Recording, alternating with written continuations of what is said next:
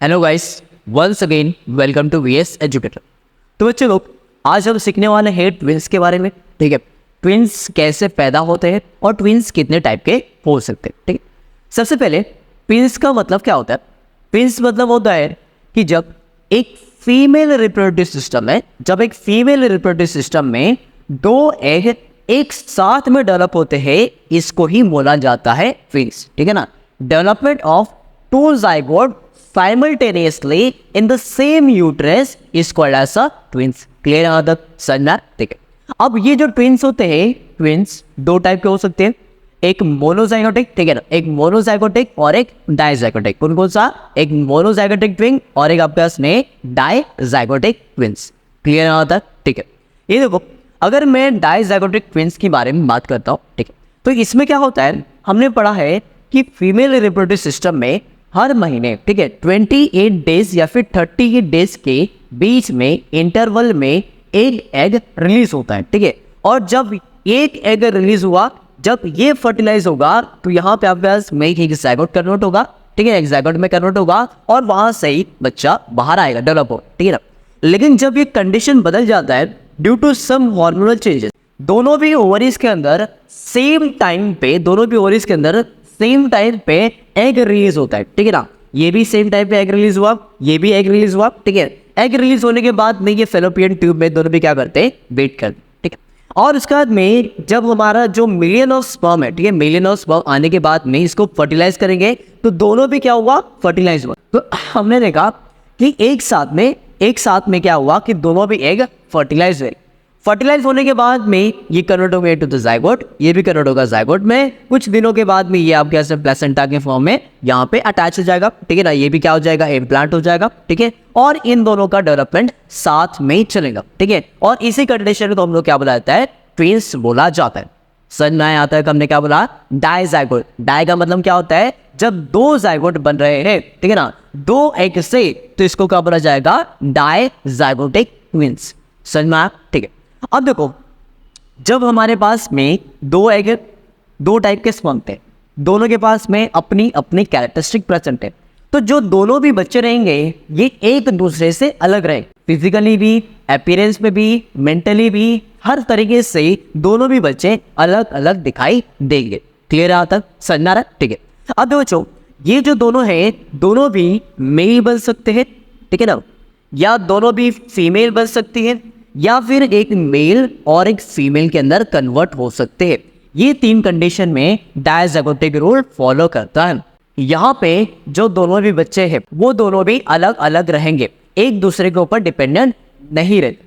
आपने मूवीज में देखा है, करण अर्जुन या फिर कौन सा तो मूवी था, ठीक है, जिसमें से एक भाई को मारो तो दूसरे भाई को लगता है, ऐसा जिंदगी में कुछ नहीं होता। ये अगर इधर मारा तो इसको ही लगेगा और दूसरे भाई को नहीं लगता। ठीक है, आदत जब दो एग अलग अलग फर्टिलाइज होंगे, दो ज़ाइगोट बनेगा, उसको हम लोग बोलेंगे डाइजाइगोटिक ट्विंस, और दोनों भी क्या रहेंगे, अलग अलग बॉडी रहेगा।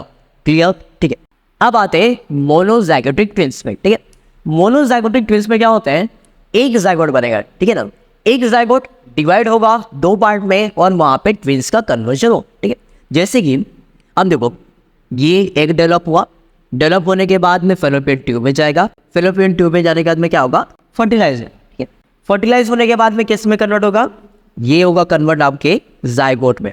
ठीक है, किस में कन्वर्ट हुआ, एक हमारे पास में ज़ाइगोट के अंदर आपका जो सेल था वो कन्वर्ट हो गया। ठीक है, कन्वर्ट होने के बाद में लगभग 8 दिन के अंदर ये जो सिंगल ज़ाइगोट था, ये सिंगल ज़ाइगोट कन्वर्ट हो जाता है इनटू द टू सेपरेट ज़ाइगोट्स। कितने? दो सेपरेट ज़ाइगोट के अंदर कन्वर्ट हो जाएगा। अब बच्चों, ये एक था, एक से दो आ गया, तो यहाँ पे दोनों भी ज़ाइगोट क्या हो जाएंगे, इम्प्लांट हो जाएंगे और 9 महीने के लिए इनका डेवलपमेंट स्टार्ट हो जाएगा।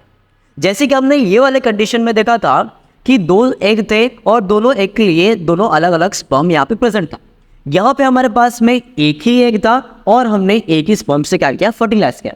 लेकिन डेवलपमेंट होने के बाद में जब ये दो टुकड़े में बटेंगे, ठीक है ना, जब ये दो टुकड़े में बटेंगे तो इनका जो प्रॉपर्टी रहेगा सेम आइडेंटिकल रहेगा, एकदम डिक्टो रहेगा। ठीक है ना, अगर ये मेल है, ठीक है, तो ये भी मेल ही बनेगा, ये फीमेल है तो ये भी फीमेल ही बनेगी। ठीक है ना, यहाँ पे मेल और फीमेल का कोई भी कन्वर्जन नहीं रहेगा।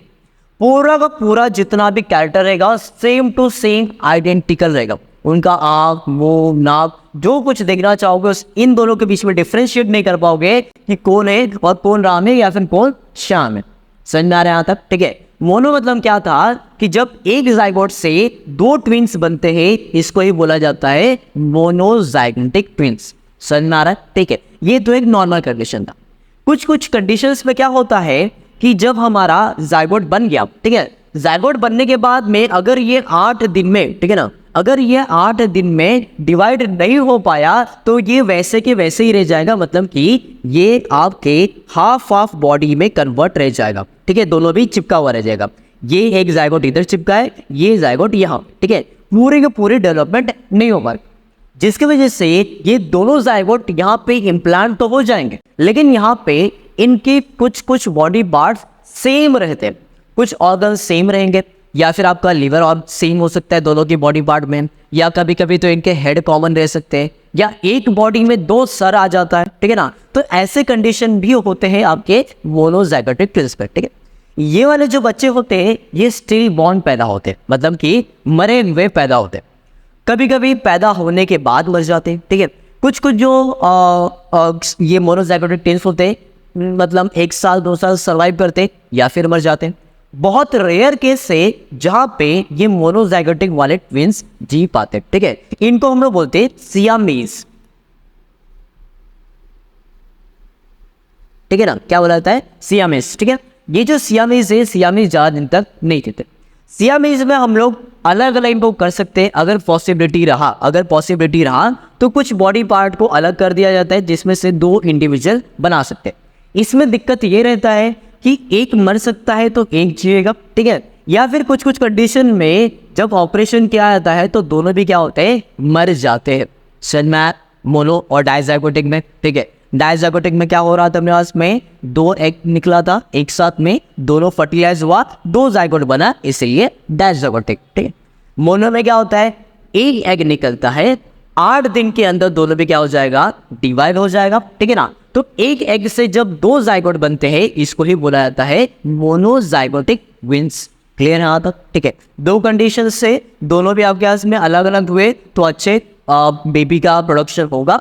अगर दोनों अलग अलग नहीं हुए तो यहाँ पे वो दोनों भी मर सकते हैं। ठीक है ना, हमने देखा था यहाँ पे मेल मेल हो सकता है, फीमेल फीमेल हो सकते हैं, मेल फीमेल हो सकते हैं, लेकिन इस कंडीशन में दोनों भी आइडेंटिकल ही रहेंगे, इन दोनों के अंदर कोई भी डिफरेंस नहीं रहेगा। मेल एक रहेगा तो दूसरा भी मेल, एक फीमेल तो दूसरी भी फीमेल ही रहेगी। क्लियर है अंदर? अभी आपको एक इमेज शो हो रहा होगा जहां पे आपके पास में दोनों भी बॉडी एक बोन जॉइंट दिख रहा होगा। ठीक है, तो वो जो कंडीशन है उसको ही हम लोग बोलते हैं सियामीज कंडीशन। क्लियर है अंदर? ट्विंस के बारे में एकदम डिटेल में मैंने दोनों भी एक्सप्लेन कर दिया। ओके, तो आइए बच्चों, अब है नेक्स्ट टॉपिक, रिप्रोडक्टिव हेल्थ। ठीक, ये जो टॉपिक है ये बहुत ज़्यादा इग्नोर टॉपिक है, इस पे कोई ध्यान नहीं देता, सोसाइटी में इसके बारे में कोई बात नहीं करता, टीचर्स भी इसके बारे में खुल के बताते नहीं है कि रिप्रोडक्टिव हेल्थ मतलब होता क्या है। ठीक है, आज हम सीखेंगे कि रिप्रोडक्टिव हेल्थ होता क्या। देखो, हेल्थ मतलब क्या होता है कि जब एक पर्सन फिजिकली, मेंटली और सोशली, ठीक है ना, अच्छा है, फिजिकली ठीक ठाक है, मेंटली दिमाग से काम कर पा रहा है, सोशली लोगों से इंटरेक्ट कर पा रहा है, तो उसको पता है कब किस साथ में क्या बोलना है, कहाँ पे कैसा रिएक्ट करना है, तो ऐसे कंडीशन को हेल्दी पर्सन बोला जाता है। हेल्दी मतलब वो नहीं कि इसके बॉडी में कहीं बीमारी ना हो। हेल्दी मतलब क्या होता है कि जब सोसाइटी के साथ में इंटरेक्ट कर पा रहा है, मतलब वो क्या है? एक हेल्दी पर्सन है। रिप्रोडक्टिव हेल्थ मतलब क्या होता है? जैसे कि अपने पास में रिप्रोडक्शन के लिए जेनेटल ऑर्गन प्रेजेंट है, इन सब को प्रॉपर मेंटेन करना, इसको ही बोला जाता है रिप्रोडक्टिव हेल्थ। इनको प्रॉपर क्लीन करके रखना, ठीक है ना, प्रॉपर सेक्स करना। ठीक है ना, अभी आज के टाइम पे क्या होता है कि पहले के टाइम पे, अभी के टाइम पे तो ठीक है, पहले के टाइम पे कैसे भी कहीं सेक्स कर दिया जाता था, ठीक है ना, प्रॉपर उसका केयर नहीं करते थे, सेक्स करने के बाद में ऐसे ही 10 दिन 20 दिन ऐसे ही छोड़ दिया जाता था, जिसकी वजह से क्या होता है कि जो सेफ, ठीक है, जो वेस्ट निकलते हैं वो वहीं पे रहते हैं, वो वहीं पे डिपॉजिट होते हैं, जिसकी वजह से क्या होता है? बहुत सारी बीमारियां बन जाती है। ठीक है, जिसमें से आज हम पढ़ने वाले हैं कि जो ये सब है, ठीक है ना, रिप्रोडक्टिव हेल्थ की वजह से, ठीक है ना, अगर हमने इसको प्रॉपर केयर नहीं किया तो क्या बीमारी हो सकती है। ठीक है, इनको प्रॉपर केयर कैसे किया जा सकता है, ये सारी बात हम लोग कहाँ पढ़ेंगे? Reproductive health. ठीक, और दोस्तों, जो इंडिया है, इंडिया एक डेवलपिंग कंट्री है। ठीक है, अभी तो ठीक ठाक है, अभी कंडीशन ठीक है, लेकिन पहले के टाइम पे क्या होता था कि जब कोई फीमेल को, ठीक है ना, जब कोई फीमेल को पीरियड्स आता था तो इनको मंदिरों में नहीं जाने देते थे, ठीक है, इनको आपके इसमें घर में खाना बनाने नहीं दिया जाता था, बोलते थे कि तुम अछूत हो, तुम अभी ठीक नहीं हो, ठीक है। इसी के साथ में जो विमेंस है, विमेंस को समथिंग कोई पर्सन आता है तो उसके हाथ में टच करने, मतलब अनटचेबिलिटी वाली प्रैक्टिस चलती थी, ठीक है, कि तेरे को पीरियड्स आ रहा है तो तू घर पे बैठना, इधर किधर घूम रही है, ठीक है। तो ऐसे जो बहुत सारे कंडीशंस क्या थे जिसको सोसाइटी ने वुमेन्स को सप्रेस कर दिया था, ठीक है ना, वुमेन्स को आगे बढ़ने नहीं देते। लेकिन आज के टाइम पे जो वुमेन्स है, वुमेन्स हर जगह पे जा रही है, ठीक है ना, आपको काम भी करना है बाहर, घर भी संभालना है, ठीक है ना, बाहर वर्क भी करना है। आज के टाइम पे जो वुमेन्स से हर टाइम पे, मतलब हर जगह पे मेन और वुमेन्स का इक्वल पोजीशन आ चुका। अब इनको बाहर भी रहना है तो जिसकी वजह से इनको अपने जेनिटल्स का प्रोटेक्शन करना पड़ेगा। यूट्रस में पेन हो रहा है या फिर आपके पास वहाँ पे कुछ दिक्कत हो रहा है या फिर कुछ फोड़े निकल आते, तो ये सब रीजंस ना घर वालों को बताता नहीं, शर्म आता है बहुत, ठीक है ना। शाइनेस भी एक रीजन हो सकता है, जिसकी वजह से क्या होता है कि प्रॉपर मेडिकेशन ना होने की वजह से कुछ डिसीजेस फैल जाती है। तो यहाँ पे कुछ रीजंस है जिसकी वजह से क्या होता है कि आपका डिसीज फैलने के चांसेस है, जैसे कि सोशल कस्टम्स, जैसे हमने बोला था कि इनको बाहर ना जाने देना, ट्रेडिशंस में इनको मंदिरों में जाने के लिए अलाउ ना करना, इलिटरेसी मतलब कि इनको पता ही नहीं है कि अभी ये दिक्कत हो रहा है तो किससे बात करूँ, क्या बात करूँ। बहुत सारी लड़कियां अपने अंदर ही बुट बुट के वो जो प्रॉब्लम है, वो पेन है, उसको अपने अंदर ही देखते हैं, जिसकी वजह से इनको बाद में बहुत ज़्यादा अफेक्ट देखने मिलता है, बहुत ज़्यादा उनको पेन होना होता है। इनका जो प्रॉब्लम है आगे आने वाले जनरेशन के अंदर कैरी फॉरवर्ड हो जाता है, ये कुछ हो सकता है। या फिर शाइनेस हो जाता है, शर्म की वजह से भी कोई कोई बताता नहीं है कि हाँ मुझे पीरियड्स हो रहा है तो मैं क्या करूँ, डॉक्टर के पास में नहीं जाते, या फिर जब फोड़े आ जाते तो नहीं जाते, पेन होता है, इरिटेशन होता है, कोई जाता नहीं है। ये शर्म की वजह से क्या होता है, वो अपने अंदर ही इसको रख लेते। ये सब जो चीज़ें हैं जो क्या कर रही है कि कभी ना कभी तो क्या होता है कि इसकी वजह से आगे जाके दिक्कत होना ही होना। तो रिप्रोडक्टिव हेल्थ में यहाँ पे यही पढ़ना है कि जब ये सब दिक्कत हो रही हो तो डायरेक्टली आपके पेरेंट्स से बात करो, डायरेक्टली आपके डॉक्टर से कंसल्ट करो जाके कि हमें ये क्या हो रहा है। इस साथ में जब पीरियड्स हो रहे हो तो प्रॉपर अपने जेनिटल्स को क्लीन करना है। ऐसा नहीं कि पीरियड्स हो रहा है तो ब्लड रिलीज हो रहा है, हमने जो वेयर पहना है, जो भी अंदर पहना है, उसको आप 2-3 दिन तक वही पहने जा रहे हो, तो इससे क्या होता है कि जो प्रॉब्लम है वो आगे बढ़ सकता है, बहुत सारे डिसीज फैल सकते हैं उसकी वजह से। तो क्या करना है कि जो भी पीरियड्स हो तो हमें क्या करना चाहिए कि प्रॉपर उसको क्लीन करना चाहिए, ठीक है ना। तो क्लीन करने से भी रिप्रोडक्टिव हेल्थ अचीव कर सकते हो, जेनिटल को क्लीन करने से, नहाने धोने से भी ठीक ठाक रह सकता है, ठीक है। अब देखो जब कोई जेनिटल ऑर्गन प्रॉपर क्लीन नहीं करता है, भले ही मेल हो दो या फीमेल हो, ड्यूरिंग इंटरकोर्स, अब इनको जो इलिटरेट पर्सन होते हैं इनको ज़्यादा कुछ पता होता है नहीं, इन्होंने सेक्स किया, सेक्स करने के बाद में जो भी बेस्ट मटेरियल्स जो भी थे इसमें डिपोजिट होगा, वजाइना में डिपोजिट हो गया, या फिर जो पेनिस है पेनिस के ऊपर ही डिपोजिट हो गया, ये ऐसे ही निकल जाते हैं, वह ऐसे ही रह जाता है, जिसकी वजह से बहुत सारे जो डिसीज है वो सेक्सुअली ट्रांसमिट हो जाते हैं, ठीक है ना। अभी आप समझो कि अभी आपने समथिंग एक बार सेक्स किया तो जो डिपोजिशन था उसको क्लीन नहीं किया, वापस उसके बाद में 2-4 दिन के बाद या फिर आपके इसमें 1 हफ्ते के बाद या फिर वही दिन में वापस से जब वो सेक्स करते तो क्या होता है कि जो बैक्टीरिया फंगस वहाँ पे था, डिपॉजिट हो गया था, वो आगे वो पर्सन में कंट्रीब्यूट होगा, या फिर जो बीमारी है वो आगे जनरेशन वाले में कंट्रीब्यूट हो सकती है। तो इसीलिए हमें क्या करना चाहिए कि जो जेनिटल ऑर्गन्स इनको प्रॉपर क्लीन करके रखना चाहिए, ठीक है। अब प्रॉपर क्लीन ना करने की वजह से क्या होता है, बहुत सारे जो डिसीजेस हैं वो सेक्सुअली ट्रांसमिट होते हैं, जिसको हम लोग बोला जाता है STDs, सेक्सुअली ट्रांसमिटेड डिसीजेस, ठीक है। ये जो सेक्सुअली ट्रांसमिटेड डिसीज होते हैं इसमें बहुत सारे होते हैं, जिसमें से आपने एड्स के बारे में सुना होगा। अभी आज के टॉपिक में हमें 2 चीज़ के बारे में पढ़ना है, लेकिन आज के लेक्चर में 2 बीमारियों के बारे में पढ़ना है। एक है साइफिलिस और एक है गोनोरिया। कौन सा? साइफिलिस और गोनोरिया। ये जो दोनों पे डिसीज है, ये दोनों डिसीज जब सेक्स करते हैं तो ट्रांसफर होता है। जब जेनिटल ऑर्गन को प्रॉपर नहीं रखोगे तो प्रॉब्लम हो सकता है। अब दो साइफिलिस में क्या होता है कि तुम्हारे पास में अकरेंस ऑफ शैंकर्स, शैंकर्स मतलब क्या होता है, पैचेस, पूरे बॉडी पे फोड़े फोड़े फोड़े फोड़े दाने दाने दिखाई देना स्टार्ट हो जाता है, या फिर रैशेस खुजली होना स्टार्ट हो जाएगा जेनिटल पार्ट्स में, या जेनिटल पार्ट्स से धीरे धीरे बढ़ते बढ़ते पूरे बॉडी में फैल सकता है। या फिर तुम्हारे पास इन्फ्लेमेशन ऑफ जॉइंट्स, जो तुम्हारे घुटने हैं या फिर तुम्हारे हाथ के जो एल्बोस है, यहाँ पे सूजन आ सकती है। इसी के साथ में एलोपेशिया मतलब कि जो पैचेस थे वो पैचेस बढ़ते बढ़ते तुम्हारे सर के आसपास से पहुंच जाएंगे, ठीक है, और सर के पास से पहुंच जाए तो वहां पे भी फोड़े फोड़े फोड़े फोड़े कर देते। तुमने कभी ना कभी देखा होगा रिजल्ट, तुम्हें फोटो दिख रहा होगा, फोटो में जैसा दिख रहा है वैसे एलोपेशिया में होगा, ठीक। अब देखो ये हो गया तुम्हारे पास में साइफिलिस। दूसरा जो है गोनोरिया। गोनोरिया में क्या होता है कि painful and the burning sensation during the urination. जब यूरिनेशन करते हैं तो वहाँ पे बहुत ज़्यादा पेनफुल फीलिंग होता है, वहाँ पे से आपका सिर्फ पस निकलता है, ओजिंग ऑफ पस, देखो oozing of pus to the penis and the vagina, ठीक है, आपको जो दिख रहा होगा, जिस वजह से आपको पेनिस से पस निकल रहा हो। पस आपको पता है ना, जब मुंह पे फोड़े ओड़े हो जाते हैं तो जब आप उसको फोड़ते हो तो जो अंदर से निकलता है उसको पस बोलते हैं, ठीक है। तो जो वजाइना है, वजाइना से हो सकता है पस निकलतेगा, या फिर आपके पेनिस से वहां से पस निकलेगा, और यूरिनेशन के टाइम पे बहुत ज़्यादा पेनफुल सेंसेशन होता है। ये हो गया।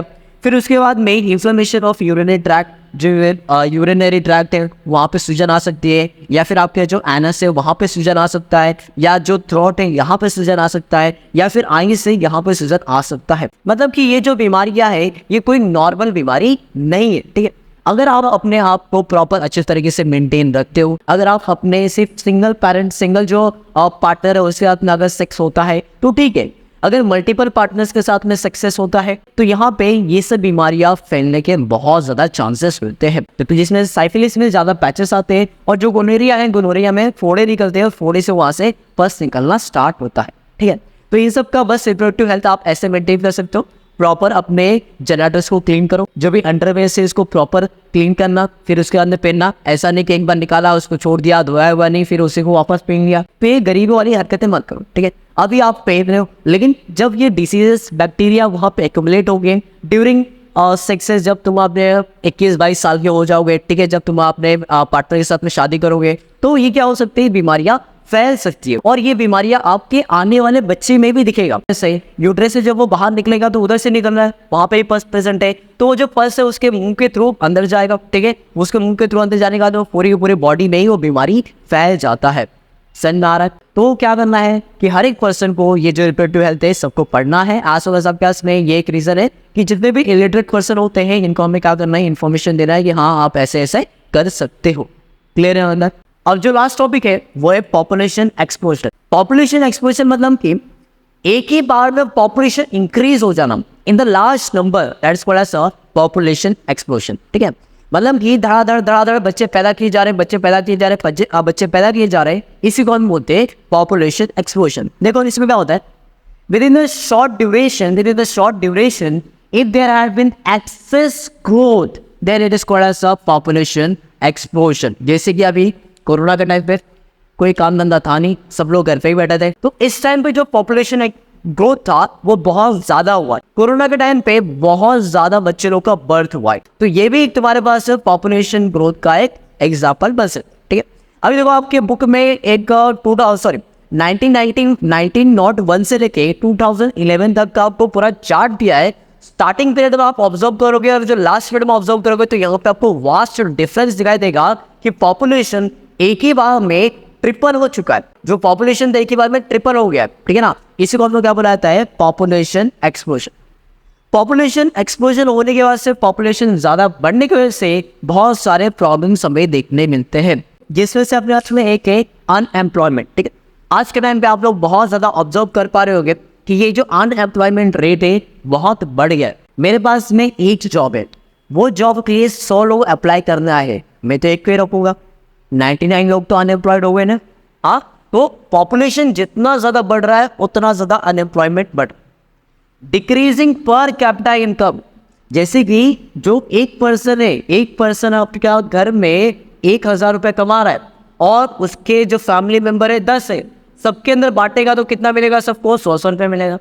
यही अगर एक पर्सन है और उसके अंदर फैमिली के मेंबर कितने 4 है, तो सबके अंदर बांटेगा तो कितना मिलेगा, 250 बचेगा, ठीक है ना। तो जैसे जैसे पॉपुलेशन बढ़ते जा रहा है वैसे वैसे लोगों का जो कैपिटा है, पर कैपिटा इनकम, वो डिक्रीज होते जा। नेक्स्ट, इंक्रीजिंग लोन, पैसा है नहीं, डिमांड पूरा करना है, जैसे घर लेना है, गाड़ी लेना है, एजुकेशन लेना है, तो इन सब के सभी को पूरा करने के लिए हम क्या करते हैं, लोन लेते हैं, जिस वजह से मोबाइल का लोन चल रहा है, कार का लोन चल रहा है, होम लोन चल रहा है, ये सब लोन इंक्रीज होते जा रहा है, एक साथ पहला टेंशन आते जा रहा है। ओके, तो ये सब क्या हो रहा है, बढ़ते जा रहा है। नेक्स्ट है स्ट्रेस ऑन नेचुरल रिसोर्सेज, ठीक है। जो नेचुरल रिसोर्सेज है, नेचुरल रिसोर्सेज पे भी स्ट्रेस बढ़ते जा रहे हैं। हम जंगल काट रहे, पेड़ काट रहे, वहाँ पे घर बना रहे, स्ट्रेस बनते जा रहे हैं, पानी खत्म हो जा रहा है। भोपाल का अभी आपको पता ही होगा, ठीक है, जो आपके ऐसे बेंगलुरु, वहाँ पे भी आपने देखा होगा कि पानी की किल्लत हो चुकी है, वहाँ से सभी लोग छोड़ के जा रहे हैं। तो जो नेचर है, नेचर पे भी क्या बढ़ रहा है, स्ट्रेस बढ़ते जा रहा है, नेचुरल रिसोर्सेज कम होते जा रहे हैं, पॉपुलेशन बढ़ते जा रहा है, ठीक है। तो ये सब क्या हो सकता है, इन सब के कारण बहुत सारी दिक्कतें हो सकती। तो पॉपुलेशन को कंट्रोल करने के लिए हमें क्या करना पड़ेगा, फैमिली प्लानिंग। क्या करना पड़ेगा, फैमिली प्लानिंग। जो मेल और फीमेल है दोनों साथ में बैठो, डिसाइड करो कि आपका इनकम कितना है, उसके हिसाब से आप कितने बच्चों को पाल सकते हो, ठीक है। आप उसको कैसा एजुकेशन दे सकते हो, 4 बच्चे पालना है, 6 बच्चे पालना है, 10 बच्चे पालना है, सिर्फ 1 बच्चा पालना है, इट्स अप टू यू। इसी को हम लोग बोलते हैं फैमिली प्लानिंग। अब देखो फैमिली प्लानिंग में आप अगर कुछ कॉन्ट्रासेप्टिव मेथड भी यूज़ कर सकते हो, जैसे कि कॉन्डम्स, ठीक है। कॉन्डम आज के टाइम में बहुत ज़्यादा मार्केटिंग किया जा रहा है, बहुत ज़्यादा वायरल हो रहा है, ठीक है। कॉन्डम्स यूज़ करो, 2-4 बच्चे उनको हटाओ, ठीक है। नेक्स्ट है डायफ्राम कप्स। ये जो डायफ्राम कप्स हैं ये फीमेल के वजाइना में इंसर्ट क्या होता है, ठीक है। और वहाँ पे क्या करता है कि जो सीमेन है, सीमेन को आगे पास होने नहीं देता, ठीक है ना। सीमेन जो है यहीं पे डिपॉजिट हो जाता है। नेक्स्ट है कॉपर टी। कॉपर टी क्या होता है कि ये जो वजाइना है, ठीक है ना, ये जो वजाइना है, वजाइना के यहाँ पे इंसर्ट हो जाएगा और जो स्पर्म है, स्पर्म को इसके आगे बढ़ने नहीं देता, ये यहाँ पे अटैच हो जाता है, कॉपर टी। नेक्स्ट है ओरल पिल्स। अगर दोनों भी फर्टिलाइज हो गया है, स्पर्म और एग, तो हम ओरल पिल ले सकते हैं, जिसमें सहीनी भी सुना हुआ ऐड आता है, सही करके। ये कुछ दवाइयाँ होती है, दवाइयाँ लेने के बाद में जो फर्टिलाइज एग है वो डीजनरेट हो जाता है, मर जाता है, या फिर जो ओव्यूलेशन है वो बहुत ज़्यादा लेट होता है। या फिर कुछ आप कैलेंडर देख के भी कर सकते हो। कैलेंडर मतलब कि हमने पढ़ा था मेंस्ट्रुअल साइकिल में कि ओव्यूलेशन कौन से डे को होता है, 14 डे पे, ठीक है। कैलेंडर पे डिसाइड कर लो 14 डे का ओव्यूलेशन होने वाला है, तो इससे पहले जो आपके पास में जो मेंस्ट्रुअल साइकिल के जो 10 दिन बाद वाला पीरियड है, वहाँ पे कॉपुलेशन कर लो। या फिर जब ओव्यूलेशन हो चुका तो उसके 5 दिन बाद कॉपुलेशन करो, तो यहाँ पे कोई भी फर्टिलाइजेशन नहीं, ठीक है। मतलब कि म्यूचुअल अंडरस्टैंडिंग करके लेना मेल और फीमेल में, ठीक है ना। इसी को हम बोलते हैं फैमिली प्लानिंग, ठीक है। तो यहाँ पे आपका पॉपुलेशन एक्सप्लोजन होता है पूरी तरीके से खत्म और चैप्टर भी होता है फिनिश। Okay, bye bye.